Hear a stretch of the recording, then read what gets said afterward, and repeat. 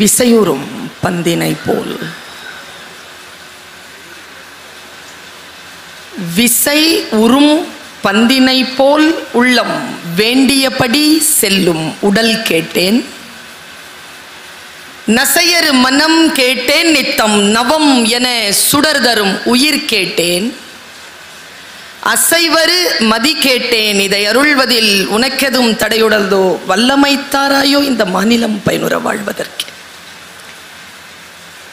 தெளிவுறவே அறிந்திடுதல், தெளிவுறவே அறிந்திடுதல், தெளிவு தர மொழிந்திடுதல், சிந்திப்பார்க்கே களிவளர உள்ளத்தில் ஆனந்த கனவு பல காட்டல், கண்ணீர் துளிவர உள்ளுருக்குதல், இவையாவும் நீ அருளும் தொழில்கள் என்றோ என மகாகவி சுப்பிரமணிய பாரதியின் சரஸ்வதி வணக்கத்தை முன்வைத்து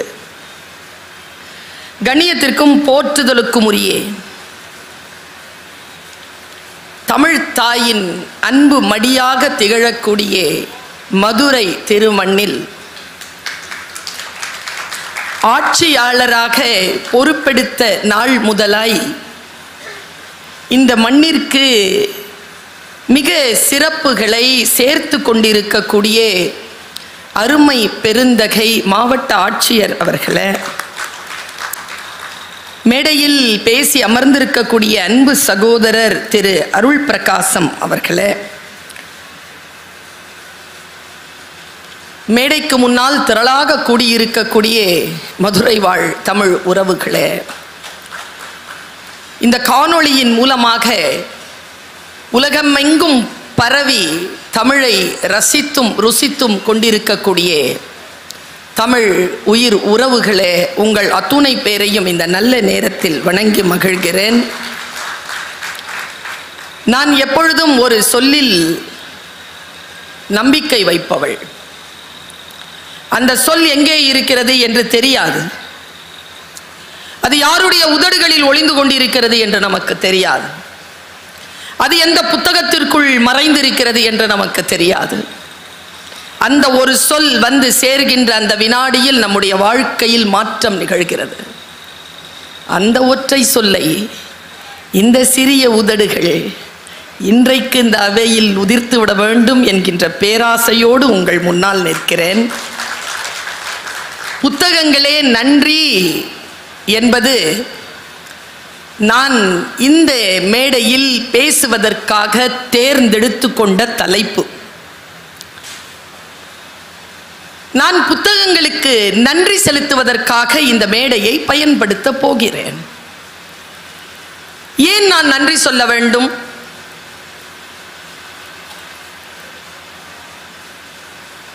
அடிப்படையில் ஒரு சிறிய அனுபவத்தை மட்டும் உங்கள் முன்னால் பதிவு செய்துவிட்டு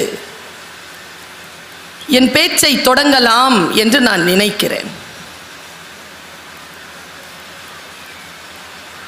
என்னுடைய வாழ்க்கையை நான் தொடங்கியது ஒரு பிடி டீச்சரா சார். எனக்கு விளையாட்டுனா ரொம்ப பிடிக்கும், முறையான விளையாட்டு. நான் ஷட்டில் நல்லா ஆடுவேன், கபடி நல்லா ஆடுவேன், நல்லா ஓடுவேன். இப்போ விட்டாலும் ஓடிடுவேன். நான் ஏன் அந்த நெறியாளர் தங்கை நான் எப்பொழுதும் ஒரே மாதிரியாக இருக்கிறேன் என்று கேட்டார் இல்லையா, அதற்கு தந்த பதில். வாழ்க்கை நமக்கு வாய்ப்புகளைத்தான் தரும், ஒருபோதும் வெற்றிகளை தருவதில்லை. யார் ஒருவர் வாய்ப்புகளை பயன்படுத்திக் கொள்கிறார்களோ அவர்கள் வாசலுக்கு வெற்றி தேடி வருகிறது. என் வாழ்க்கையை நான் பென்சிலில் இருந்து தான் தொடங்கினேன். ஒரு பிடி டீச்சர். பிடி டீச்சர் என்பது சாதாரண பணி அல்ல. அந்த பணிக்கு போனாதான் நமக்கு தெரியும் அது எவ்வளவு சிரமமான பணி என்று. அதுலேயும் எனக்கு கொடுத்த வேலை என்னன்னா, மாசத்துக்கு 800 ரூபாய் சம்பளம், எல்கேஜி யூகேஜி பிள்ளைகளுக்கு பிடி டீச்சர். உங்களுக்கு ஒரு விஷயம் சொல்லவா? உலகத்திலேயே ரொம்ப மகிழ்ச்சியான பணி என்ன தெரியுமா? குழந்தைகளோடு பணி செய்வது தான். அது மிகப்பெரிய பணி. ஆசிரியர்களாகிய எங்களுக்கு அது வாய்த்திருக்கிறது. டாக்டர்ஸ் பணியும் சிறந்த பணி தான். ரெண்டு பேருமே ஆசிரியர்கள், டாக்டர்ஸ் ரெண்டு பேரும் உயிரையும் புத்தியையும் காக்கக்கூடிய அதி அற்புதமான வேலைகளை செய்யக்கூடியவர்கள். டாக்டர்ஸா தன்னுடைய குழந்தைகள் வர வேண்டும் என்று பல பேர் நினைக்கிறோம், ஆசிரியர்கள் உட்பட. ஆனா ஒரு ஆசிரியரா நான் சொல்லட்டுமா, டாக்டரா இருக்கிறது ரொம்ப பெருமை தான். ஆனா அதை விட கொஞ்சம் கூடுதலான ஒரு வாய்ப்பு ஆசிரியரா இருக்கிறதுல இருக்குது. ரொம்ப சிம்பிள் வாய்ப்பு தான்.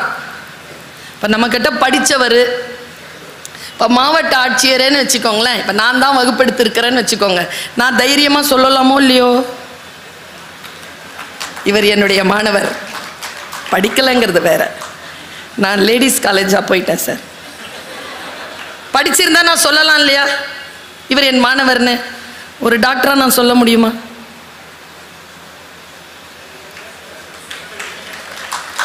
என்ன இவர் எனக்கு பேஷண்ட்டுன்னு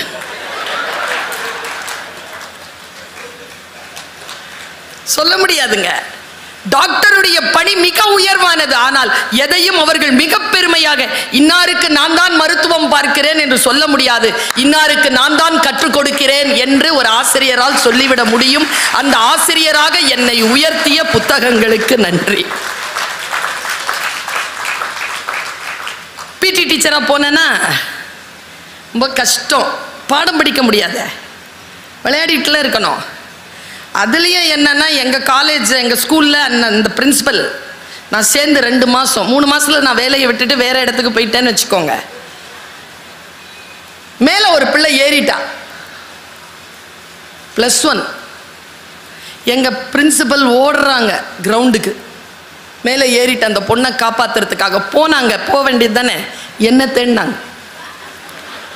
ஏன்னா நான் தான் போய் கூப்பிட்டு வரணும் சார், பிடி டீச்சர். நான் செக்யூரிட்டியை தேடிக்கிட்டு இருக்கிறேன் போகலான்னு. அந்த டீச்சர் அந்த பொண்ணை பார்த்து கேட்குறாங்க, ஏன் குதிக்கிற? அந்த பிரின்சிபல் எப்படின்னா, எல்லாத்தையும் டாக்குமெண்ட் பண்ணணும் சார் அவங்களுக்கு. மேலே ஒரு பிள்ளை விழுதுன்னா, கீழே விழுந்து மயங்கிடுச்சுன்னா ஏன் விழுதுன்ட்டு தெரியாமல் போய்டும்ல. இப்போவே கேட்குறாங்க ஏன் விழுறேன்னு. அந்த பொண்ணு சூப்பராக சொல்லிச்சு, நான் ஏன் விழுறேன்னு என் எக்கனாமிக்ஸ் மிஸ்ஸுக்கு தெரியும்ன்றுச்சு. எக்கனாமிக் மிஸ் மயங்கி விழுந்தாங்க. அவங்கள தான் ஆஸ்பத்திரியில் 3 நாள் சேர்த்து வச்சுருந்தோம், இந்த பிள்ளையை பிடிச்சிட்டு வந்துட்டோம். ஆசிரியராக இருப்பது இருக்கு இல்லையா, பெரும் பணி. பிடி டீச்சரா நான் ஜாயின் பண்ண அந்த ஒரு 10 நாள்லயே நான் ரவுண்ட்ஸ் வரேன், டிசிப்ளின் ரவுண்ட்ஸ். அப்போ 10th ஸ்டாண்டர்ட் இடம் காலியா இருந்தது, கிளாஸ்ல டீச்சர் இல்லை, பிள்ளைங்க சத்தம் போட்டிருந்தாங்க. நான் உள்ள நுழைஞ்சேன். என்னப்பா பாடம்னு கேட்டேன். திருக்குறள் வகுப்பு எடுங்க, புத்தகம் எடுங்க. புத்தகம் எடுத்தாங்க. என்ன சப்ஜெக்ட் எடுத்து பார்த்தா ஒழுக்கமுடைமை. டீச்சர் வரலையா? வரல. எத்தனாவது பாடம் நடத்தியிருக்காங்க? 3 நடத்தியிருக்காங்க. 4வது நான் நடத்தவான்னு இப்படி கேட்குறேங்க. சரின்னுதுங்க பிள்ளைங்க. அதுக்குள்ள டீச்சர் வந்துட்டாங்க. உள்ள வந்தவங்களுக்கு தெரியாது. நேராக வந்துட்டு, நீங்கள் பிடி டீச்சர் தானே, என்ன கையில் புக்கு உங்கள் வெளியில், அவங்களுக்கு தெரியாது. நான் மனசில் யோசிக்கிறேன், திருக்குறள் முன்னால் பிள்ளைகள் பாடம் நடத்தக்கூடிய வாய்ப்பு இல்லை, வெளியில் போக சொல்கிறார்கள். வெளியில் வரும்பொழுது என் மனதில் என்ன உணர்வு வந்தது என்று உங்களுக்கு தெரியாது. நான் அதற்கு முன்னால் இருந்தது வேறு, அதற்கு பின்னால் நான் இருந்தது வேறு. என் மனதில் ஆழமாக வேரூன்றிய அந்த தமிழை வெறித்தனமாக படிக்க தொடங்கினேன். வெறித்தனமாக படிக்க தொடங்கி எம்ஏ கிளியர் பண்றேன். யூஜிசி ஃபர்ஸ்ட் இயர்லயே, எம்ஏ முடிச்ச உடனே யூஜிசி கிளியர் பண்றேன். அங்கேயே டாக்டர் இ சுந்தரமூர்த்தி மொழித்துறை தலைவர், அவர்கிட்ட மொழித்துறையிலே பிஹெச்டி சேர்றேன். பிஹெச்டி சப்மிட் பண்ணிட்டு எனக்கு ஒரு வாய்ப்பு வருது ஒரு காலேஜில் ஜாயின் பண்ணுறதுக்கு. நான் வந்து உட்கார்றேன் இன்டர்வியூக்கு. பக்கத்தில் என்னை வெளியில் போகணும்னு சொன்னால் அந்த டீச்சர் உட்கார்றாங்க இன்டர்வியூவுக்கு. 2 பேருக்கும் வேலை. ஆனால் என்ன தெரியுமா, நான் பிஹெச்டி முன்னால் முடிச்சு இருந்ததுனால 19 ஆண்டுகள் என் பெயர் மேலேயும் அவர்கள் பெயர் கீழேயும் தான் இருந்தது. அதற்கு பிறகு அவரை துறை தலைவராக்கினோம். அவரின் கீழ் நான் 2 ஆண்டுகள் பணி செய்தேன். மிக நல்ல பெண். சரி, ஆசிரியர், விரிவுரையாளர், துணை பேராசிரியர், இணை பேராசிரியர், ஒரு கல்லூரியினுடைய தமிழ் துறை தலைவராக வந்து உட்கார்றேன். வெறித்தனமாக படிப்பதை தவிர்த்து வேறு எதுவும் என் வாழ்க்கையில் எனக்கு தெரியாது. படித்துக்கொண்டே இருப்பேன். எதை என்றெல்லாம் நீங்க கேட்கவே கூடாது. எல்லாவற்றையும் படிப்பேன். படிச்சுக்கிட்டு இருந்ததுனால துறை தலைவரா உட்கார்ந்த 1 மாத இடைவெளிக்குள் அரசிடம் இருந்து ஒரு ஆணை.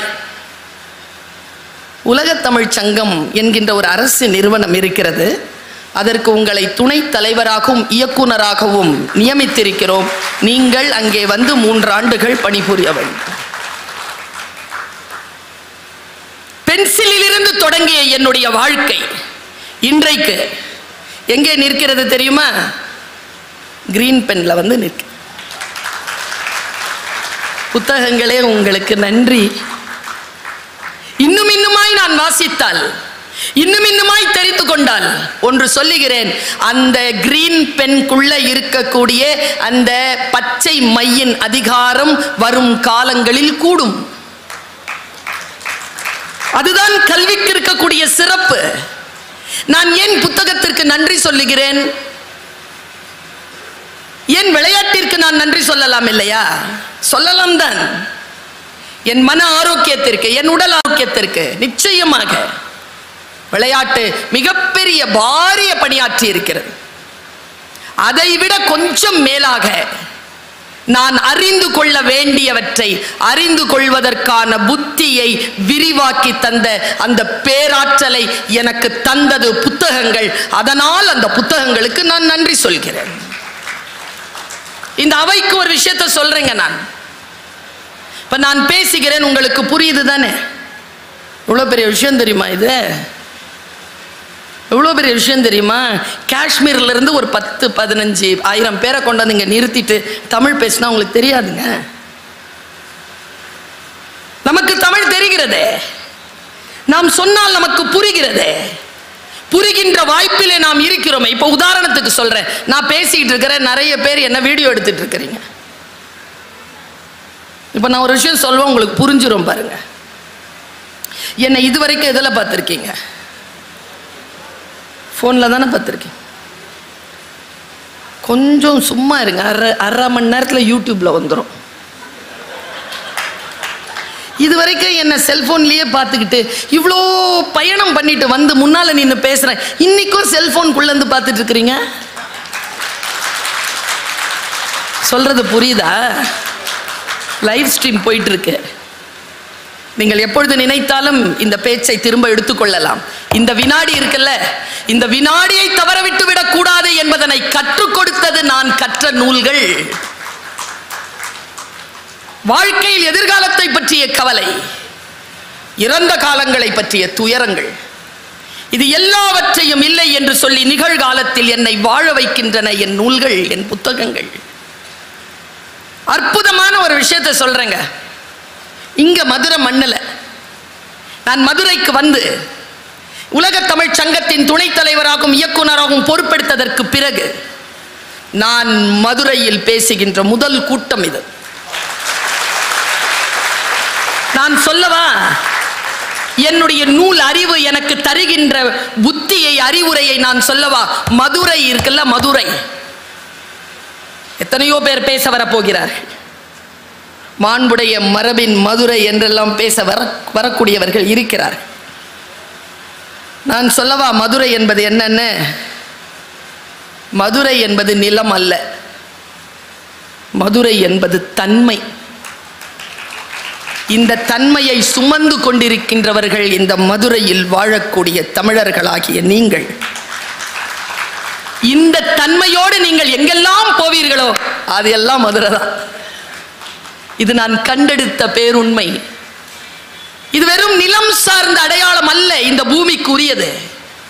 இந்த பூமி பண்பாட்டை சார்ந்தது. அந்த பண்பாட்டை மனிதர்களின் வாழ்வியலில் அது கலந்து வைத்திருக்கிறது. இந்த மதுரை எங்கெல்லாம் இருக்கிறது என்றால், எங்கெல்லாம் மதுரைக்காரன் இருக்கிறானோ அதெல்லாம் மதுரை தான். இந்த ஆற்றல் மதுரை மண்ணுக்கு மட்டுமே உரிய பண்பு, மற்ற எங்கேயுமே நீங்க பார்க்க முடியாது. சொல் இருக்குல்ல, நான் இந்த ஜெனரேஷனுக்கு சொல்லி கொடுக்கிறேன் ஒரு விஷயத்தை, பல கூட்டங்கள்ல சொல்லிட்டேன், இன்னைக்கும் சொல்றேன். நாம தான் பெரியவங்க பேச்சை கேட்ட கடைசி பரம்பரை. இந்த நண்டு சிண்டு வாண்டு இதன் பேச்சை கேட்க தொடங்கி இருக்கிற முதல் பரம்பரை. யாரோ சூடா ஏதோ வறுக்கிறாங்க, கொஞ்சம் மசாலா இல்லாம வறுக்க சொல்லுங்க, தொண்டை எரியுது. இதுல வேற பெரிய அப்பளத்தை எடுத்துட்டு ஒருத்தர் வராரு. இந்த நாயனக்காரன் முன்னால உட்காந்துட்டு மாங்காய் சாப்பிடக்கூடாது சார், பேச்சாளருக்கு முன்னால இப்படி சூடா அப்பளம் சாப்பிடக்கூடாது. நானே பயந்து பயந்து டீ குடிச்சிட்டு வந்து நின்று இருக்கேன். நான் சிந்தித்து விட்டு பேசுகின்றவள் இல்லை, பேசியபடி சிந்திப்பவள். அதனால் என்னுடைய சிந்தனைக்கு தடையிட்டு விட முடியாதபடிக்கு நீங்கள் பாதுகாக்க வேண்டும். இதுல என்னன்னா ரொம்ப இன்ட்ரெஸ்டா பேசுறாங்களேன்றதுனால தான் அங்க போறதே. வாங்கி வச்சுக்கிட்டு அதை சாப்பிட்டுக்கிட்டே கேட்கலாம். படிப்பு என்ன செய்ததுன்னு சொல்றேன், நான் என்ன செஞ்சதுன்னு சொல்றேன். இந்த தலைமுறைக்கு சொல்லித் தருகிறேன், வாசிப்பு ஏன் முக்கியம் என்று சொல்லித் தருகிறேன். 2 ஸ்டேட்மெண்ட்டை காத்திரமா இந்த மேடையில வச்சுட்டு போறேன், ரொம்ப உறுதியா வச்சுட்டு போறேன்.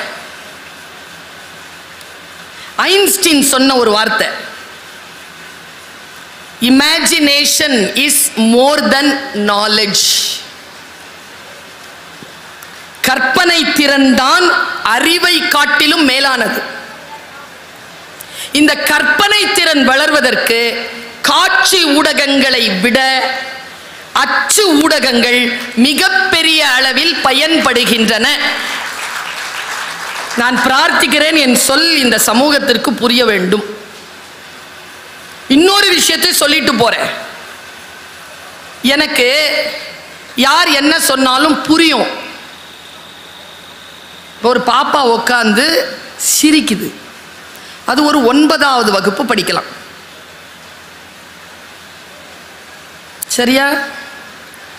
ஒரு 3 நாளைக்கு முன்னால ஒரு ரீல்ஸ் பார்த்தேன். பாப்பா, உன் வயதுக்குரிய எல்லா குழந்தைகளுக்கும் இந்த அம்மாவின் செய்தி, முக்கியமா இளைஞர்கள், 10, 15, 16, 17 வயதில் இருக்கக்கூடிய இளைஞர்கள்.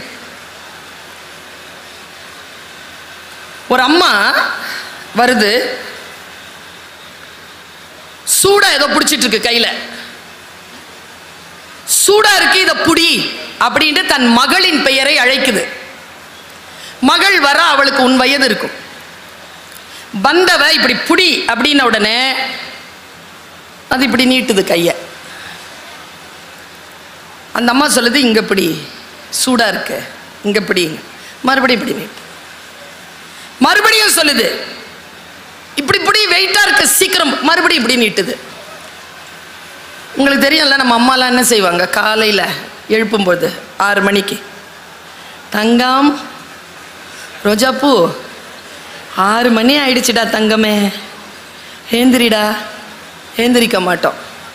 10 நிமிஷம் கழிச்சு, ஏய் 6:10 7:15 பஸ்ஸு, எழுந்துரு. 6:20 பெட்ஷீட்டை பிடிச்சி இழுத்து விட்றோம், ஃபேனை ஆஃப் பண்ணி விட்றோம். 6:30 எந்திரிக்கலன்னு வச்சுக்கோங்க, சத்தமாக ரேடியோ போட்டு விட்றோம். இதெல்லாம் எனக்கு நடந்தது.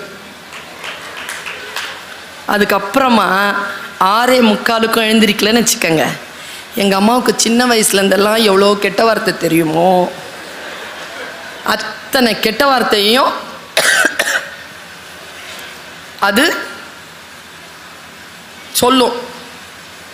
அந்த பொண்ணு இருங்கல்ல, அந்த பிடிச்சிட்டுன்னு சொன்னால, அந்த பொண்ணு என்ன பண்ணுச்சு, புடி புடினா இப்படி இப்படி நீட்டுச்சா, கடைசியாக சத்தம் போட்டு திட்டின உடனே இல்லை, அந்த பொண்ணு இப்படி பிடிச்சது. இப்போ நான் இங்கே நிற்கிறேன், நிறுத்துறேன்.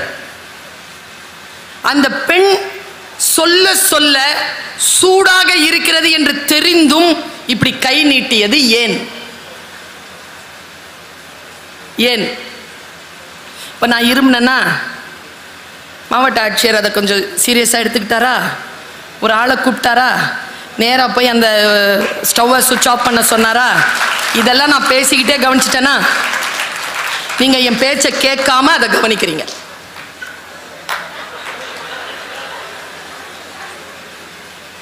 புத்தகங்கள் என்ன செய்யும் தெரியுமா?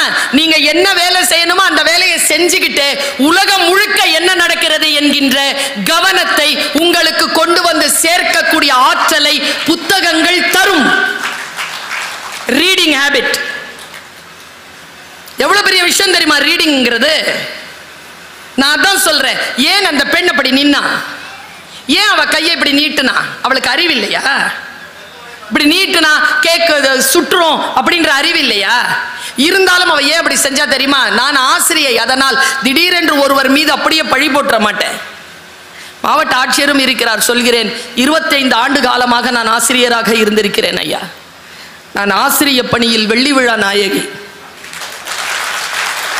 ஒரு விஷயத்தை சொல்றேன், என் வகுப்பில் இதுவரைக்கும் யாரும் ஒருத்தர் கூட ஃபெயில் ஆனதில்லை. அடிக்குறிப்பு ரெட்லைன் சரியாக ஃபெயிலாக விட்டதில்லை. புரிஞ்சுக்கணும்ல, அந்த குழந்தை ஏன் இப்படி நீட்டுது, ஏன் இப்படி பிடிக்க மாட்டேங்குது? எங்க அம்மாட்ட போய்க்க நான் கேட்டேன், அம்மா இந்த பொண்ணு இப்படி பண்ணுது ஏமா? அது தெரியாதா உனக்கு? எங்க ஊர்ல சொல்லுவாங்க, எங்க அம்மா காயல்பட்டினத்துக்காரங்க, எங்க ஊர்ல சொல்லுவாங்க, ஒரு மருமக இருந்தாலாம், அவ வந்து ஓரம் மட்டும் பெருக்க மாட்டாளாம். மாமியார் வந்து கேட்பாங்களாம், ஓரம் பெருக்கலாம்ல, அது பெருக்காதான். உன்னை நல்ல குடும்பத்துல தானே எடுத்துட்டு வந்தேன், என் பையன் இவ்வளோ நல்லா சம்பாதிக்கிறான், உனக்கு கொஞ்சமாவது புரியணும்ல, ஏன் இப்படி பண்ற அப்படின்னு 4-5 திட்டு வாங்கின உடனே சரி மாமி அப்படின்ட்டு கரெக்டாக பெருக்குமா. அடுத்த நாள்லேருந்து அதுக்கு ஒரு ஒரு ஆட்டிடியூட் வந்துருச்சு. தொடப்பக்கட்டையை எடுத்துக்கிட்டு நேராக அவங்க மாமி வாசலில் போய் நிற்குமா. மாமி கொடுக்குறத கொடுங்க, வீடு பெருக்கணும்னுமா. மாவட்ட ஆட்சியர் தலை குனிந்ததை ஆமோதிக்கிறார். ஏன் தெரியுமா? சில பேருக்கு ஒரு வாட்டி சொன்னால் புரியும் சார், சில பேருக்கு 10 வாட்டி சொன்னாலும் புரியாது சார். வேணும்ன்ட்டு திமிரு செய்யாமல் இருக்கிறாங்க. அப்படி கிடையாது சார், 9 வாட்டி நீங்கள் சொன்னது புரியல சார். சரி, ஏன் புரியாம போகுது தெரியுமா? நான் ஒன்று சொல்றேன், இந்த போனை கொடுங்க. இந்த போனை எப்போ பார்த்தாலும் பார்த்துக்கிட்டே இருந்தீங்கன்னா யார் சொன்னாலும் புரியாது. புத்தகத்தை படிச்சிங்கன்னு வச்சுக்கோங்களேன், எவன் சொன்னாலும் புரியும். அந்த சொல், ஒரு சொல்லை இன்னொரு சொல் கடந்து, அந்த ஒரு சொல்லும் இன்னொரு சொல்லோடும் சேர்ந்து அந்த பொருளை புரிந்து கொண்டு அந்த அடுத்த கட்டத்திற்கு போய்கிட்டே இருக்கிறீங்கல்ல, அந்த பயிற்சி இருக்குல்ல, அதுக்கு பெயர்தான் கல்வி, அதற்கு பெயர்தான் அறிவை கூர்த்திட்டுதல். அதனால் சொல்லுகிறேன், இந்த அறிவை கூர்த்திட்டி தந்த புத்தகங்களே உங்களுக்கு நன்றி. ஒன்றை எப்படி நாம் புரிந்து கொள்ள, நான் இப்படி சொல்றேங்க, வெறும் சொல் தான். கருத்து ஏத்துங்க மந்திரம், வெறும் கயிறு தான். எடுத்து கையில கட்டினா கங்கணம், கழுத்துல கட்டினா தாலி, இடுப்புல கட்டினா அரணா கயிறு. கயிறு தான். வெறும் சோறு. கருத்து ஏற்றினால் பிரசாதம். வெறும் பேச்சு. கருத்து ஏற்றினால் சத்சங்கம். வெறும் கட்டடம். கருத்து ஏற்றினால் கோவில், வீடு. கருத்து ஏற்றணும்ல, அந்த கருத்து ஏற்றக்கூடிய அந்த ஆற்றலை எது தரும் என்றால் வாசிப்பும் புத்தகங்களும் உனக்கு தரும். போன சண்டே தினமலர் பத்திரிக்கை இருந்துச்சுன்னா அதில் எனக்கு கேள்வி பதில் கேட்டிருக்காங்க. அதில் என்னுடைய பேட்டி ஒன்று வந்திருக்கு. நான் ஒரு சிறுபான்மை சமூகத்தை சேர்ந்த ஒரு பெண். என்னுடைய வீட்டில் பேசக்கூடிய மொழி உருது. அப்பா உருது, அம்மா தமிழ் வழி. அவங்களுக்கு 9 வயசுல கல்யாணம் பண்ணி கூப்பிட்டு வந்துட்டாங்க. அதனால் அவங்களுக்கு உருது எழுத படிக்க தெரியும். எங்கள் அம்மாவுக்கு, எங்கள் அம்மா தமிழில் பேசுவாங்க, எங்கள் அம்மா தமிழில் பேசுவாங்க, எங்கள் அப்பா ஃபுல்லாக உருது தான் பேசுவார். கொஞ்சம் நினச்சி பார்த்தீங்களா, ஒரு பிற்படுத்தப்பட்ட சிறுபான்மை சமூகத்தில் உருது பேசுகின்ற ஒரு பெண் எப்படி இவ்வளவு பயணங்களை செய்து PhD வரைக்கும் வாங்கி இந்த மாதிரி உலகமெல்லாம் பயணம் செய்து உலக தமிழ் சங்கத்திற்கு துணைத் தலைவராக வந்து உட்கார்ந்திருக்கானா? என்ன பின்புலம் என்றால் அவள் வாசிப்பு. அவள் எந்த மதத்தை சார்ந்த ஒரே புத்தகத்தை வாசிப்பது இல்லை. அவள் எல்லாத்தையும் வாசிக்கிறாள். நான் பைபிள் வாசிக்கிறேன், நான் தேவார திருப்பதிகங்களை வாசிக்கிறேன், நான் குறள் வாசிக்கிறேன், நான் சங்க இலக்கியங்களை வாசிக்கிறேன்.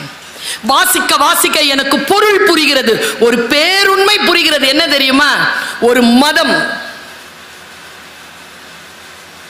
காத்திரமா சொல்றேன், நாம் புரிந்து கொள்ளாமல் யார் புரிந்து கொள்வது? எந்த மதமும் எடுத்துக்கோங்க, அதுக்குன்னு ஒரு புத்தகம் இருக்கும். புத்தகம் இல்லாமல் மதம் கிடையாது. மதவாதிகளுக்கே தெரிகிறது இதை பரப்ப வேண்டும் என்றால் புத்தகத்தை தான் நாம் கையில் கொள்ள வேண்டும் என்று. புத்தகம் தான்.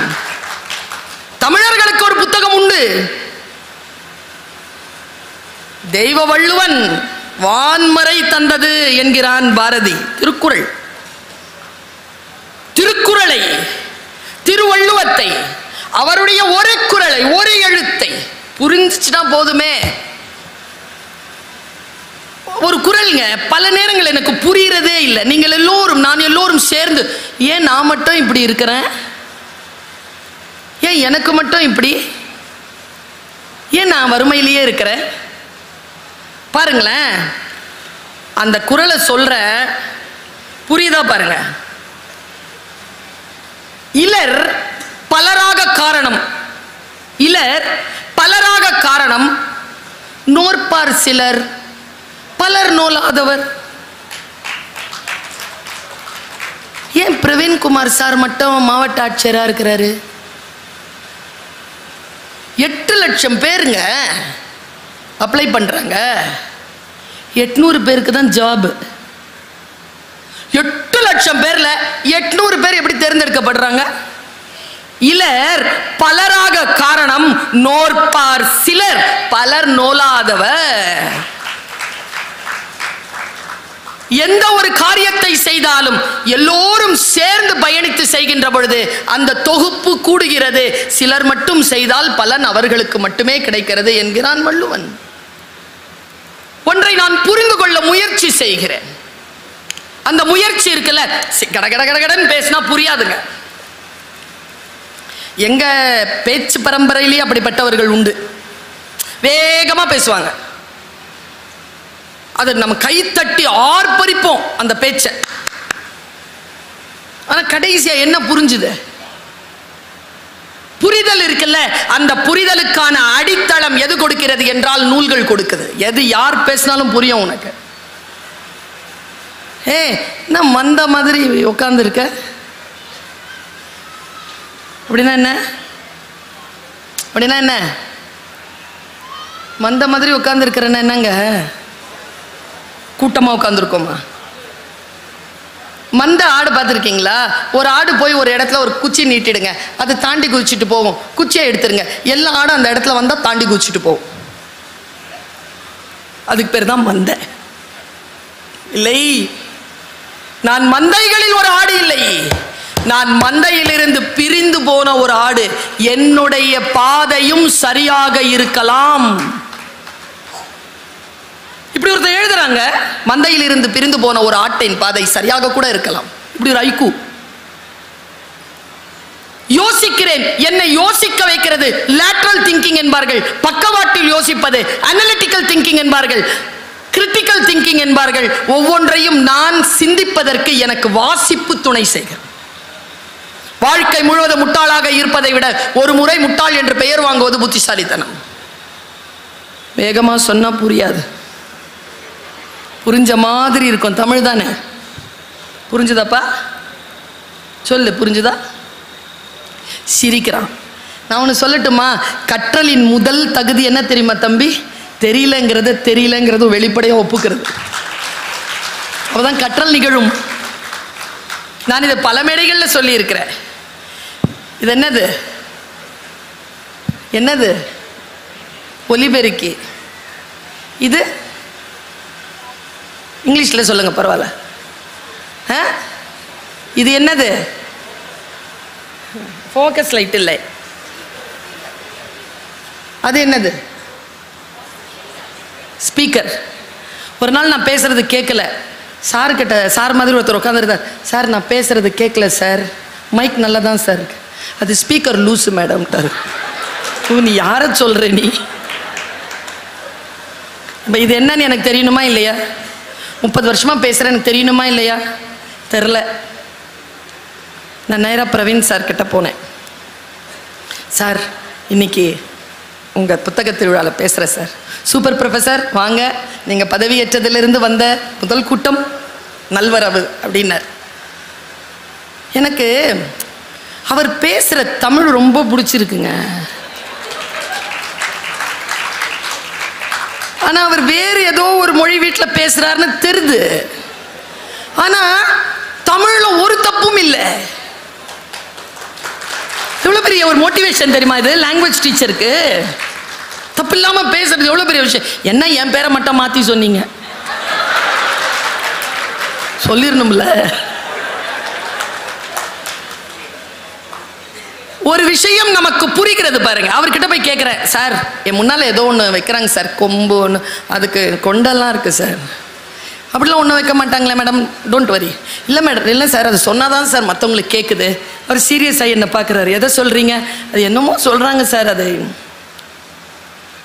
இன்னும் கொஞ்சம் டீட்டெயிலாக சொல்லுங்கள் சார். நான் பேசினா அப்போ தான் சார் மற்றவங்களுக்கு கேட்குது. Mic S. எதுக்குமே டென்ஷன் ஆகாத மாவட்ட ஆட்சியர் டென்ஷன் ஆனார். 30 வருஷமாக பேசுகிற மைக்னா என்னன்னு தெரில உனக்கு? ஒரு ப்ரொஃபஸர்னு நம்பி இந்த பெரிய கூட்டத்தை ஏற்பாடு. முட்டாள் பெண்ணே, மைக் என்றால் என்ன என்று தெரிந்து கொள்ளவில்லையா நீ இதுவரைக்கும்? முக்கால் நோட்டெடு. எலக்ட்ரான், குரோட்டான், புரோட்டான் என்னமோ சொல்லி கொடுத்தார். மைக் நான் தெரிஞ்சுக்கிடுச்சு. இப்போ நான் சொன்ன ஸ்டேட்மெண்ட் புரியுதா பாருங்க. வாழ்க்கை முழுவதும் மைக் என்றால் என்ன என்று தெரிந்து கொள்ளாமல் முட்டாளாக இருப்பதை விட ஒரு முறை முட்டாள் என்று பெயர் வாங்கி கொண்டு மைக் என்றால் என்ன என்று தெரிந்து கொள்வது புத்திசாலித்தனம். எப்பொழுதும் கற்பதற்கு வெட்கத்தை தடையாக கொள்ளாதீர்கள். புத்தகம் உங்களுக்கு சொல்லித்தரும். என்னை வழிபடுத்துகிறது புத்தகங்கள். கம்ப ராமாயணம் என்னை வழிபடுத்துகிறது. குர்ஆன் என்னை வழிபடுத்துகிறது. பைபிள் என்னை வழிபடுத்துகிறது. ஏனென்றால் ஒன்றை எப்படி புரிந்து கொள்ள வேண்டும் என்கின்ற லேட்ரல் திங்கிங்க எனக்கு புக்கு தருது. உதாரணத்துக்கு சொல்லவா, நான் ஒரு விஷயத்தை சொல்லிட்டு போயிடுறேன். பல பேருக்கு நமக்கு முன்னாலே நடக்கிற கொடுமை புரிகிறது இல்லைங்க. புரிஞ்சிருச்சுன்னா அதுல சிக்க மாட்டோம் நாம. ஏன் நமக்கு அது ஏன் புரியல? பயிற்சி இல்லை. பயிற்சி இருந்தா புரிஞ்சிரும். எப்படி பயிற்சி பெறுவது? நான் சொல்ற வெளியிலேயே போகாதீங்க. சும்மா ஒரு புத்தகத்தை எடுத்து படிங்க. உங்களுடைய அலைன்மெண்ட் இருக்குல்ல, மைண்ட் அலைன்மெண்ட், அது கரெக்டா செட் ஆகும். உதாரணத்துக்கு சொல்லவா, 1+1 எவ்வளவு? சும்மா சொல்லலாம், என் கிளாஸ் தானே. 1+1 2ன்னு சொன்ன உடனே செகண்ட் ஸ்டாண்டர்ட் ப்ரமோட்டட். சரியா? 1+1 2. 1 into 1 1. முதல்ல 1+1 2. இப்போ ஒன்று குறையுது. 1 into 1 1. புரிஞ்சிருச்சா மல்டிப்ளிகேஷன் என்னன்னு? Third standard. 1 divided by 1 equal to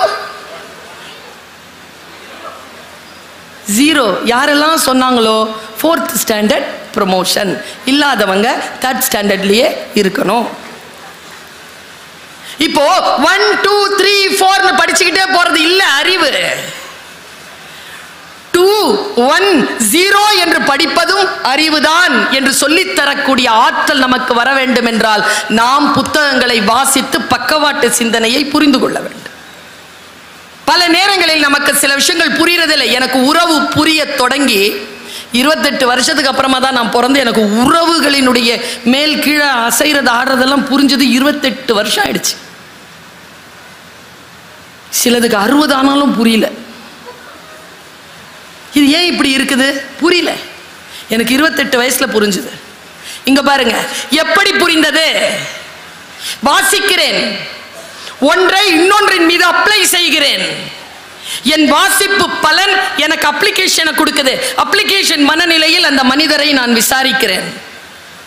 நான் எல்லா டீச்சர்ஸையும் சொல்றது, எல்லா போலீஸ் ஆபீசர்ஸ்க்கும் சொல்றது, எல்லா வக்கீல்களுக்கும் சொல்றது, எல்லா அதிகாரத்திலே இருக்கக்கூடியவர்களுக்கும் சொல்றது, NLP படிங்க, நியூரோ லிங்குவிஸ்டிக்கல் ப்ரோக்ராம்.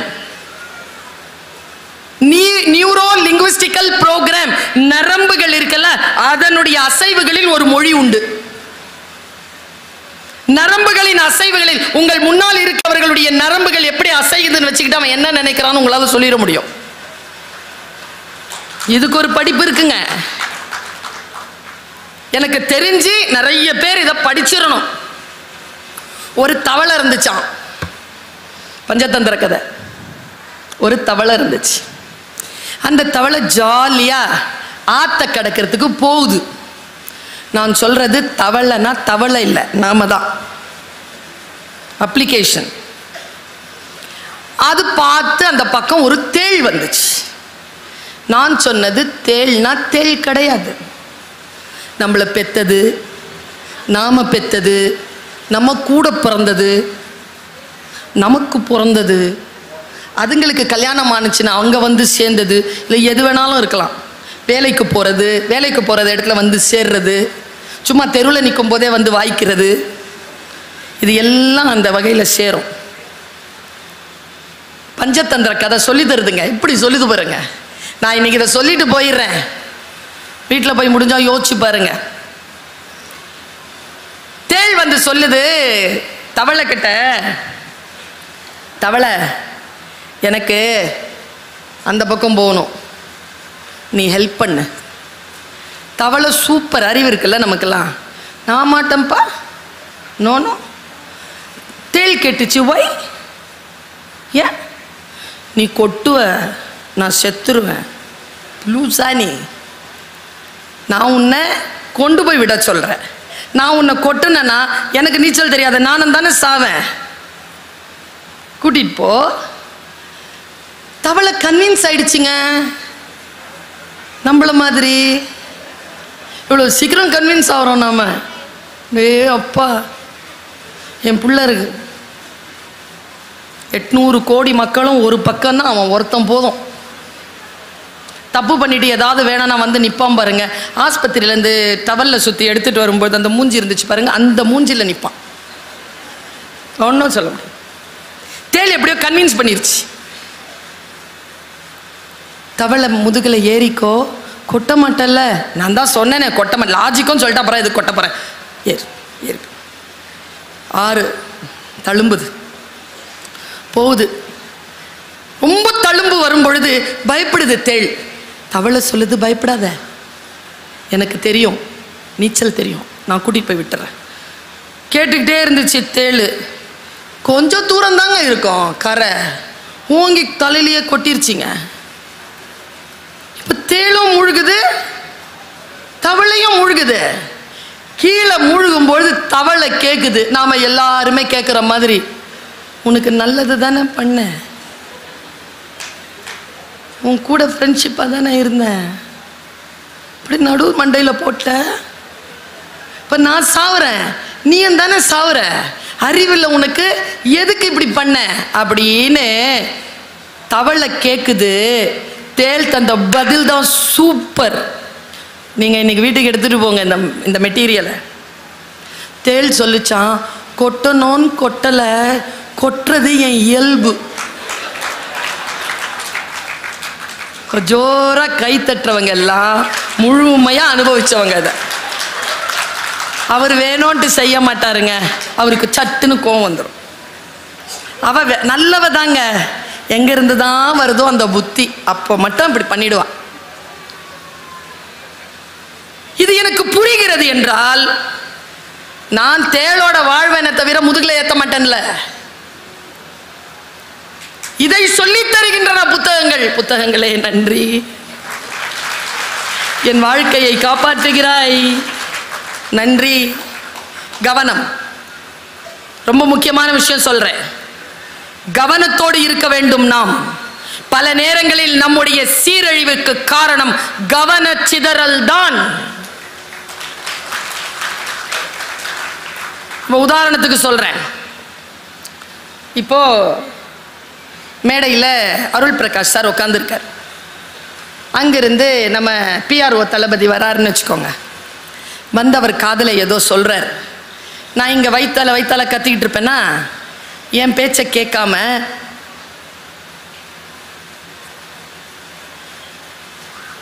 அவர் காதில் சொல்லியாச்சு. அவங்க கடைசி வரைக்கும் நாம் சாவுற வரைக்கும் அவர் காதில் அவருக்கு என்ன சொன்னார்னு நமக்கு தெரிய போகிறதில்ல. ஆனால் நம்ம கவனமெல்லாம் அங்கே தான் இருக்கும். இங்க சத்தமா பேசிட்டு இருக்க பாருங்க, முக்கியமான ஒரு விஷயம் உங்களை கடந்து போயிருக்கோம், அதை பற்றி கவலை இல்லை. கவனச்சிதறல். உங்களுக்கு காட்சிகள் போதுமானதாக இருக்கிறது கவனத்தை சிதறடிக்க. நான் எந்த மேடையிலும் சொல்லுவேன், புத்தக திருவிழா மேடையிலும் சொல்லுகிறேன், ஆர்ப்பாட்டமாகவும் நகைச்சுவையாகவும் பேசுகின்றவர்களுடைய பேச்சை ஆர்வமாக கேட்கும் நாம் ஆர்ப்பாட்டமும் நகைச்சுவையும் இல்லாமல் ஆழமான அறிவோடு பேசுகின்ற சான்றோர்களின் பேச்சை கேட்டு பயிற்சி பெற வேண்டும். நம் வாழ்க்கையை மாற்றி போடக்கூடிய முத்துக்கள் அங்கிருந்து கிடைக்கலாம். என்னுடைய அப்பா சொல்லுவார், கடல் முழுக்க தண்ணி இருக்குங்க, உள்ள ஒரு சிப்பி வாய் திறந்து மூடிட்டு இருக்கோம், பார்த்திருக்கீங்களா? கடல் முழுக்க நீர் இருக்குல்ல, அது ஏன் தாகத்தோடு இருக்கு? ஏனென்றால் அதற்கான துளி, தாகத்தை தணிக்கக்கூடிய துளி கடலில் இல்லை. அது எங்க இருக்கு? வானத்தில் மிதந்து கொண்டிருக்கக்கூடிய மேகங்களுக்குள் மறைந்து இருக்கு. கரெக்டா அது வரணும், மழையா விழணும், ஆழ்கடல்ல போகணும், சிப்பி வாய் திறந்து மூடுகின்ற அந்த பிசிக்ஸ் இருக்குல்ல, அது அங்க ஒர்க் அவுட் ஆகணும். அப்ப அதை உள்ள போய் உட்காரம் பாருங்க, அது வெறும் துளி அல்ல, முத்தாக மாறும். உங்கள் வாழ்க்கையை மாற்றி போடுகின்ற துளிகள் இதோ நேர போனா இருக்கு. 200 அரங்கங்களுக்கு மேல இருக்குல்ல, அங்க கொட்டி கிடக்கின்ற கோடானு கோடி புத்தகங்களுக்குள் உங்கள் சொல் எனும் மந்திரம், நீர்த்துளி என்கின்ற முத்து மறைந்திருக்கிறது. எங்கேயோ வாசிக்கிறேன், நான் எதுவும் வாசிக்கிறேன். எதையோ வாசிக்கின்ற பொழுது ஒன்று தெரிகிறது, சொல்லலாமான்னு தெரியல. எங்க சொல்லாம எங்க சொல்றது? புத்தகத்தை காலில் தொட்டினா என்னங்க பண்ணலாம்? எடுத்து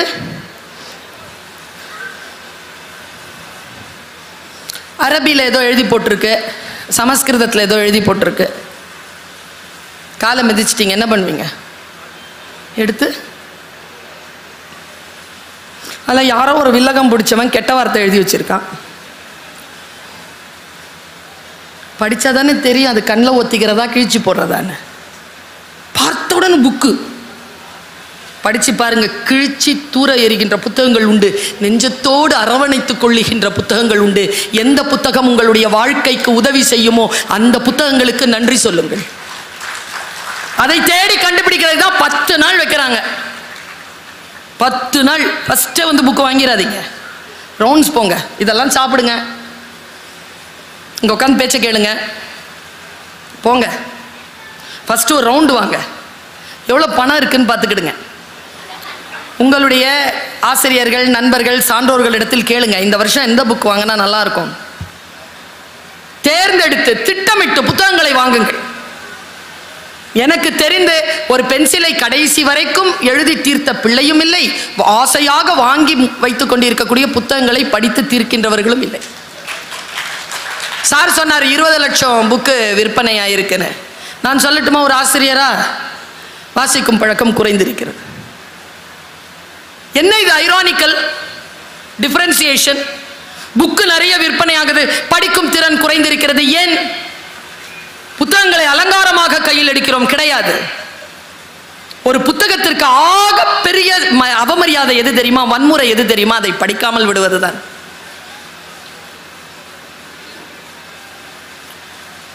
எட்நூறு பக்கம் இருக்கோங்க, 749வது பக்கத்தில் நமக்குன்னு ஒரு வரி எழுதியிருப்பாங்க. அவன் அதுக்கு தாங்க அவ்வளோ பேஜஸையும் நம்ம கடக்கணும்.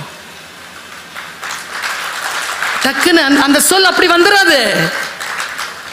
நான் ஏன் தெரியுமா புத்தகத்துக்கு நன்றி சொல்றேன்? ஒவ்வொருத்தரும் துடிக்கிறாங்க தன் வாழ்க்கையில் தான் கண்டெடுத்த பேருண்மையை, பெரும் ரகசியங்களை அந்த புத்தகங்களின் வழியாக உங்களுக்கு தந்து கொண்டே இருக்கிறார்கள். அதை நீங்கள் படித்து விட வேண்டும் என்று ஒவ்வொருவரும் துடிக்கிறார்கள். நான் ஒரு பதிப்பகத்தை நடத்தியவள். மு. அருணாச்சலம் என்கின்ற தமிழ் இலக்கிய வரலாறு 14 தொகுதிகளை நான் பதிப்பித்தேன். ஆ. பாலகிருஷ்ணனுடைய திருவருட்பாவை முழுக்க பொற்பதிப்பாக கொண்டு வந்தது பார்க்கர் நிறுவனம். நான் சொல்லுகிறேன், ஒவ்வொரு புத்தகமும் இங்கே பதிப்பாளர்கள் இருக்கிறார்கள், அவர்களுக்கு நீங்கள் ஆதரவு தர வேண்டும். இங்கே எழுத்தாளர்கள் இருக்கிறார்கள், அவர்களுக்கு ஆதரவு தர வேண்டும். ஏன் தெரியுமா? ஒவ்வொரு புத்தகமும் ஒரு பதிப்பாளரின் வாழ்க்கையை காவு கேட்கும். நீங்க வாங்கி ஆகணும். நம்ம கிட்ட ஒரு நோய் இருக்குங்க, ஃப்ரீயா கிடைச்சா ஃபினாயில் தானே பரவாயில்ல, ஃப்ரீயா கிடைக்குதுன்னு குடிச்சிருவோமா? புக்கு மட்டுங்க ஃப்ரீயா வாங்காதீங்க, காசு கொடுத்து வாங்குங்க. ஏங்க அது சரஸ்வதிங்க, லக்ஷ்மி கொடுக்கணுங்க. நான் இந்த லக்ஷ்மி சரஸ்வதின்னு சொன்னதுனால சொல்கிறேன். ஒரு 10 நாளைக்கு முன்னால் ஒரு ரவிவர்மா ஓவியம் பார்த்தேன். ஒரு புக்கில் அழகாக போட்டிருக்கு. அதில் நல்ல ஒரு பிங்க் கலர் சாரியில் லக்ஷ்மி உட்காந்துருக்காங்க, பத்மாசனம், பியூட்டிஃபுல்லுங்க.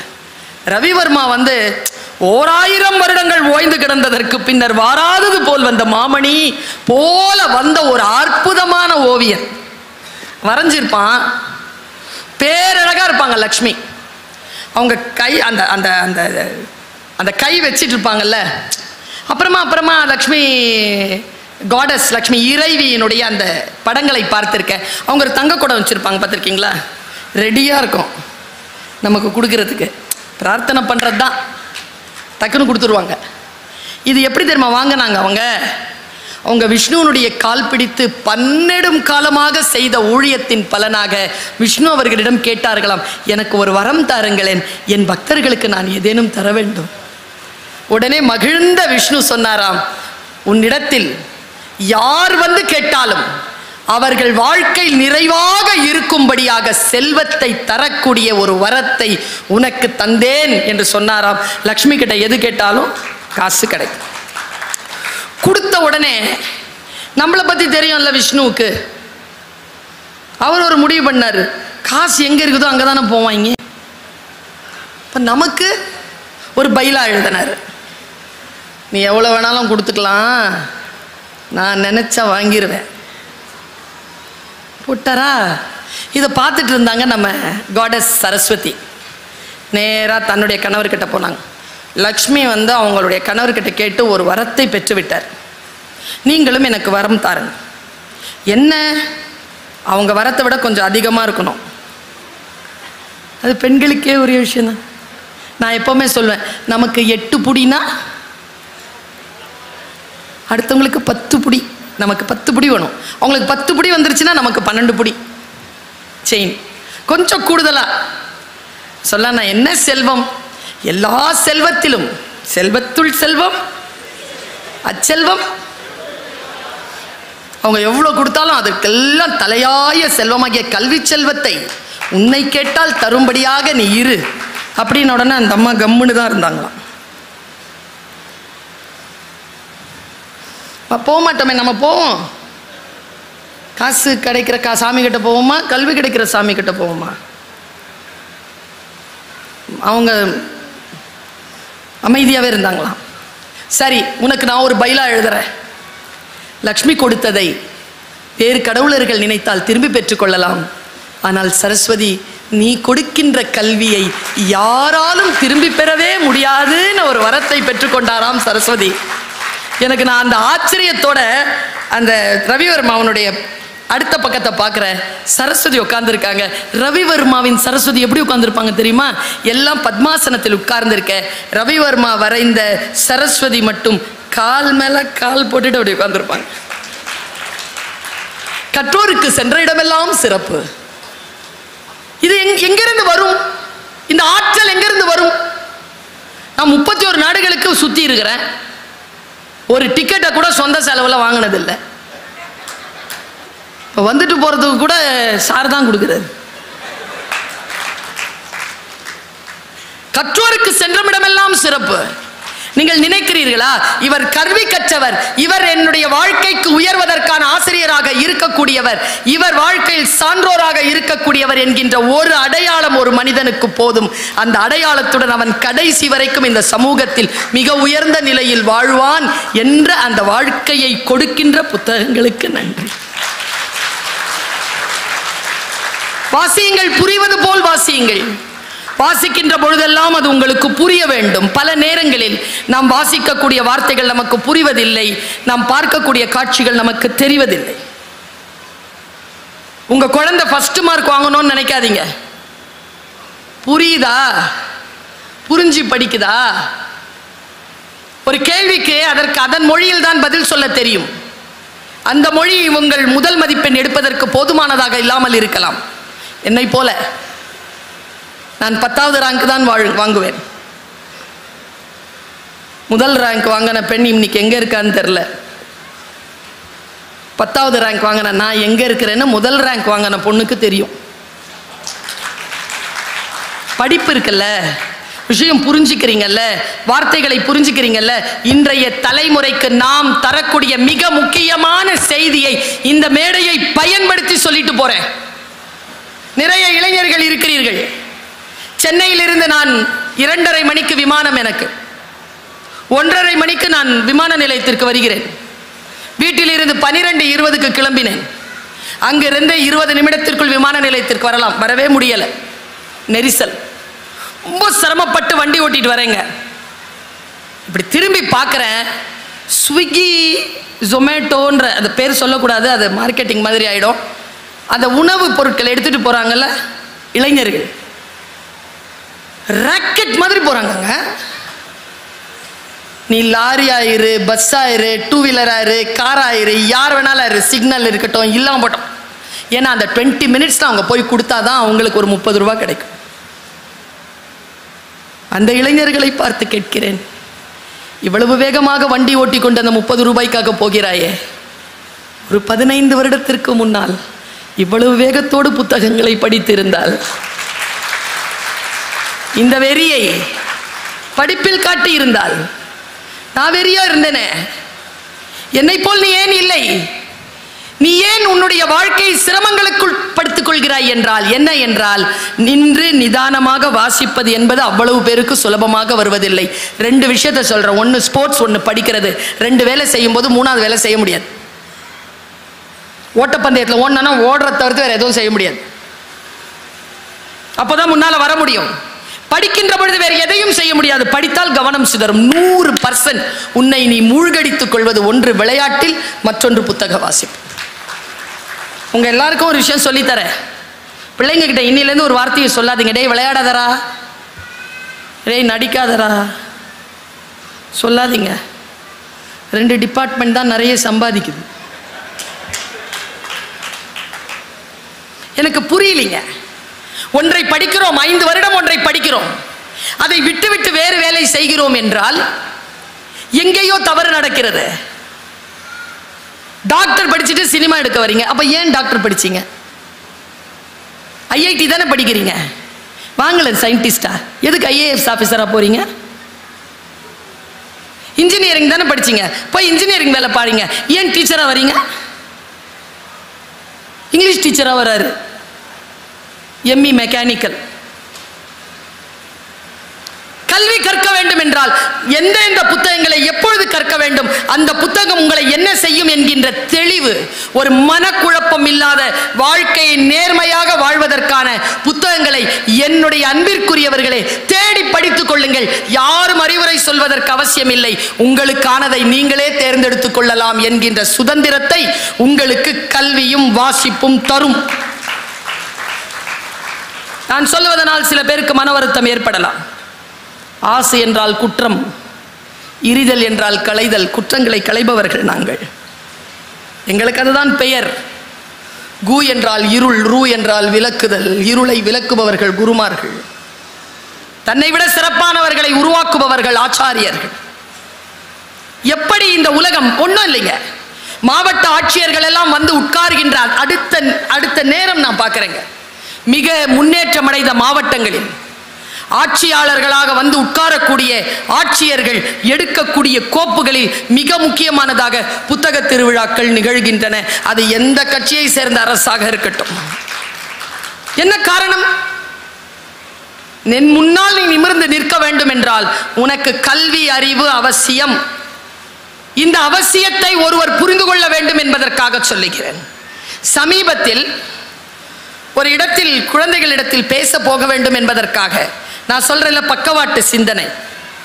ஒரு சொல்லுக்கும் இன்னொரு சொல்லுக்கும் நடுவிலே ஒரு கேப் இருக்குங்க. ரொம்ப வாசிச்சிங்கன்னா அந்த கேப்பை கூட நீங்க வாசிக்கலாம். ஒன்றும் இல்லை, ஜெயமோகன் கொற்றவைன்னு ஒரு புக்கை எழுதியிருப்பார். 300 படிச்சு பாருங்க. இளங்கோவடிகள் மௌனம் சாதித்த இடத்திலிருந்து என் கதையை தொடங்குகிறேன்னு சொல்வார். சில மௌனங்கள், சில எழுத்தாளர்களின் மௌனங்கள் வேறு ஒரு தலைமுறையில் ஒரு எழுத்தாளனுக்கு எழுதுபொருளாகிறது என்றால் நினைத்து பாருங்கள். புத்தகங்களில் இடையில் இருக்கக்கூடிய மௌனங்கள் கூட இளையராஜாவின் இசையை போல. சில இடத்துல இசையே இருக்காது, சைலண்டா இருக்கும். அதை விட அந்த சிச்சுவேஷனை வேற யாராலையும் சொல்லிட முடியாது. எனக்கு ரொம்ப பிடித்தமான நிறைய நடிகர்கள் இருக்கிறார்கள். ஹிந்தியில் நான் நிறைய பார்ப்பேன். ஏன்னா சின்ன வயசுலேருந்து உருது தெரியுங்கிறதுனால இந்த நவாசுதீன் சித்திகி, இம்ரான் கான், மனோஜ் வாஜ்பாய் இவங்களுடைய இதெல்லாம் பார்ப்பேன். பார்த்து கொண்டே இருக்கின்ற பொழுது திடீர்னு ஒரு படம் வந்தது. இந்த பக்கவாட்டு சிந்தனைங்கிறோம்ல, அனலிட்டிக்கல் அண்ட் கிரிட்டிக்கல் திங்கிங் இருக்குல்ல, இன்றைக்கு நாம் எட்ட வேண்டிய உயரங்களுக்கு எட்டாமல் இருப்பதற்கு காரணம் நம்மிடத்தில் கிரிட்டிக்கல் திங்கிங் குறைந்திருக்கு. ரொம்ப வேகமா விஷயங்களை பார்த்துக்கிட்டே இருந்தீங்கன்னா வேலை செய்யாதுங்க. நான் ஆசிரியை, நான் இப்படி சொல்லுகிறேன். காட்சிகளை வேகமாக பார்த்து கொண்டிருக்கக்கூடிய மனதிற்கு நின்று நிதானமாக வாசிக்க முடியாது, வராது. என்கிட்ட கேட்பாங்க, நீங்க எப்போல்லாம் படிச்சதெல்லாம் உங்களுக்கு ஞாபகம் வருதே எப்படி? நான் சொல்லட்டுமா? இந்த உலகத்திலே இருக்கக்கூடிய பெரிய சாபம் எது, பெரிய வரம் எது என்று சொல்லட்டுமா? பெரிய சாபம் உன் உயிர் காக்கும் நேரம் வருகின்ற பொழுது நீ கற்றது மறந்து போகும் என்று கர்ணனுக்கு கிடைத்த சாபம். உலகத்திலே அதி அற்புதமான சாபம் என்ன வரம் என்ன தெரியுமா? எந்த நேரத்தில் தேவைப்படுகிறதோ நீ உன் குழந்தை பருவத்தில் பார்த்த காட்சிகள் கூட உனக்கு வந்து கைப்பிடித்து உன்னை தூக்கிவிடும். நான் அதனால் தான் சொல்லுவேன், பெற்றோர்களே, ஆசிரியர்களே, நீங்கள் உங்களுடைய பிள்ளைகளுக்கு நல்ல விஷயங்களை இரவு நேரத்தில் உட்கார்ந்து பேசுகின்ற பொழுது, ஒரு பிரார்த்தனை செய்கின்ற பொழுது ஒரு புத்தகத்தின் ஒரு பகுதியை எடுத்து வாசிச்சு பாருங்களேன். அதில் ஒரு வார்த்தை உங்க 15 வயசு பையன் கேட்க மாட்டான். நாம கேட்டோமா? அவன் கேட்கறதுக்கு அவனும் கேட்க மாட்டான். ஆனா ஒன்று சொல்றேன், சொல்லிக்கொண்டே இருந்தால் என்ன நடக்கும் தெரியுமா? வாழ்க்கை அவர்களுக்கு முன்னால் சவால்களை எடுத்து வீசுகின்ற பொழுது சிறிய வயதில் அவர்கள் கேட்ட அந்த அறம் அங்கே அவர்கள் ஜெயிப்பதற்கு அவர்களுக்கு உதவியாக இருக்கும். அதனால் நல்ல விஷயங்களை சொல்லிக்கொண்டே, ஆசிரியர்களை சொல்லிக்கொண்டே இருக்கிறோம். பாடங்கள், புத்தகங்கள் அதை சொல்லிக்கொண்டே இருக்கின்றன. பாருங்க, நான் ஒரு படம் பார்க்கிறேன். இந்த மாதிரி ஒரு குழந்தை நம்ம வீட்டில் இருக்கணும்னு நான் நினைச்சேன். நம்ம எல்லாரும் அப்படிதான் இருக்கணும், ஃபயர் மாதிரி இருக்கணும். ஏய், நீ எவ்வளவு நல்ல பொண்ணு தெரியுமா? அது பக்கத்தில் உட்காந்துட்டு இருக்கிறது. ஏன் பையன் சொல்றான்? ஏன்னா நான் எதை சொன்னாலும் நீ நம்புற அப்படிங்குது. உருப்படுமா? நீ நல்ல பொண்ணுன்னு சொல்றதே அவன் ஸ்டேட்மெண்ட்ல அழிச்சிட்டான். அவன் சொன்னதுல அவன் அழிச்சிட்டான். வித்தியாசமா பேசுறாங்க. ஷார்ப்பா இப்போ ஆகும். நாம ஒருத்த ஒரு விஷயத்த சொல்றானா, நீ வெளிப்படாத, புரிஞ்சுக்கோங்கிற. உடனடியா வெளிப்பட அவசியம் இல்லை. ஓ இதுதானா, புரிந்துகொள். புரிஞ்சுக்கிறதுக்கு ஒரு தன்மை இருக்க வேண்டாமா? வெள்ளையா இருக்கிறவன் பொய் சொல்ல மாட்டான். இங்கிலீஷ்ல பேசுறவெல்லாம் புத்திசாலி. யார் சொன்னது? யாருங்க சொன்னது? நான் சொன்னேன், இனிமேல் கர்ம வீரர் காமராஜரை யாரும் கருப்பு காந்தி என்று சொல்லவே கூடாது. அவர் தென்னாட்டின் காந்தி. கருப்பு என்பது என் தேசிய நிறம், அது என்னுடைய சுயமரியாதைக்குரிய இடம். அதை கருப்பு என்கின்ற வார்த்தையால் நீ குறிப்பிடாத. அவரை படிக்காத மேதை என்று சொல்லாத. யார் படிக்காத மேதை? நாம் எல்லோரும் படிக்க வேண்டும் என்றால் என்ன செய்ய வேண்டும் என்று படித்த மேதை அவர். எப்படி நாம் கொண்டு செலுத்துவது ஒன்றை? ஒரு தலைவரை எப்படி கொண்டாடுவது? ஒரு மனிதரை தலைவர் என்று எப்படி நாம் ஏற்றுக்கொள்வது? நான் சொல்லட்டுமா, எல்லோரையும் விட சிறப்பானவன் இல்லை தலைவன். தன்னை விட சிறப்பானவர்களை உருவாக்குபவன் தான் தலைவன். வாசிச்சா எனக்கு புரியுதே. உன்னை விட என்னை சிறப்பானவராக உருவாக்குகிறாயா? நான் தான் முதல்வன், நான் தான் முதல்வன் என்று அலைந்து கொண்டிருக்கின்ற நேரத்தில் இன்றைக்கு முதலமைச்சராக இருக்கக்கூடியவர் நான் முதல்வன் என்று நீ சொல் என்று உங்கள் வீடு வரைக்கும் கொண்டு வந்து நான் முதல்வன் திட்டத்தை வைக்கிறாரே. ஒன்றை புரிந்து கொள்ள வேண்டாமா என்கிறேன் நான். பாருங்க, பிசினஸ்னு ஒரு படம். நம்ம எல்லாருக்குமே ஆசை இருக்குங்க.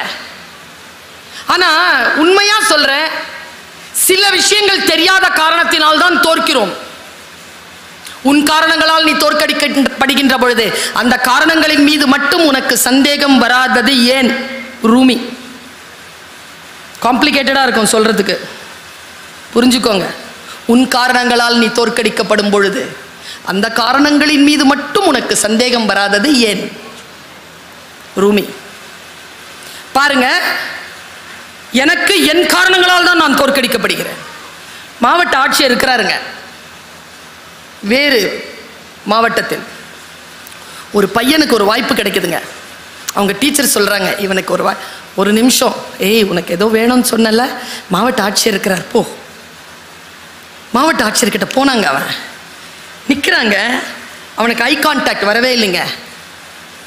அவன் தோற்கிற இடத்தை நான் பார்த்து கொண்டே இருந்தேன்.